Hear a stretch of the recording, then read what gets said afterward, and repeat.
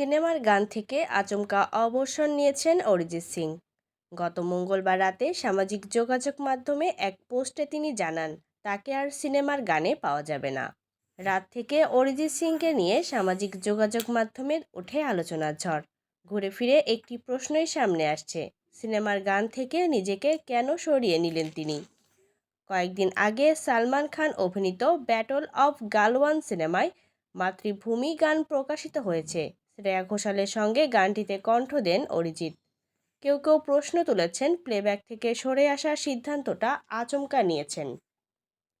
অরিজিৎ সিং এর ঘনিষ্ঠজনেরা বলছেন সিদ্ধান্তটা খুব একটা অপ্রত্যাশিত ছিল না। এর মধ্যে অরিজিৎ সিংহের ব্যক্তিগত এক্স সাবেক টুইটার অ্যাকাউন্টের একটি পোস্ট বলে দাবি করা স্ক্রিনশটও সামাজিক যোগাযোগ মাধ্যমে ছড়িয়ে পড়েছে।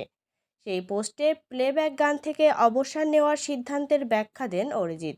তিনি লেখেন, এর পেছনে একটিমাত্র কারণ নেই, একাধিক কারণ রয়েছে। অনেকদিন ধরে আমি এটা করার চেষ্টা করছিলাম, অবশেষে সাহসটা পেলাম। কারণগুলোর একটি খুবই সহজ, আমি খুব দ্রুত বিরক্ত হয়ে যাই, তাই একই গান মঞ্চে পরিবেশনের সময় বারবার অ্যারেঞ্জমেন্ট বদলায়। সোজা কথায় আমি বিরক্ত হয়ে গেছি। গত পোস্টে অরিজিৎ সিং যা লিখেছিলেন, হ্যালো সবাইকে, নতুন বছরের শুভেচ্ছা। এত বছর ধরে শ্রোতা হিসেবে আপনারা আমাকে যা দিয়েছেন তার জন্য ধন্যবাদ। অত্যন্ত আনন্দের সঙ্গে জানাচ্ছি, প্লেব্যাক ভোকালিস্ট হিসেবে আর কোনো নতুন কাজ নেব না। এখানে আমি এটি বন্ধ করছি। গোটা যাত্রাটা ছিল অসাধারণ। পোস্টে আরও লেখেন, ঈশ্বরের অসীম কৃপা ছিল আমার উপর। আমি ভালো সঙ্গীতের একজন অনুরাগী, ভবিষ্যতে আরও শিখব।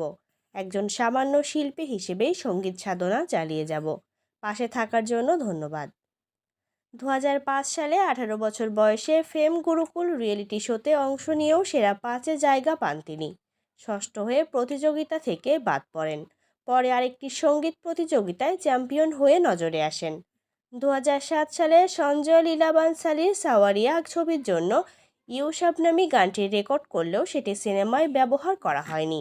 2011 সালে মারা 2-এর ফির মাহাব্বত গান দিয়ে সিনেমায় প্লেব্যাক অভিষেক ঘটে অরিজিতের।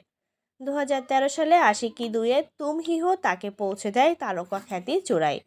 এরপর জাতীয় চলচ্চিত্র পুরস্কার, ফিল্মফেয়ার সহ অসংখ্য সম্মাননা পেয়েছেন তিনি।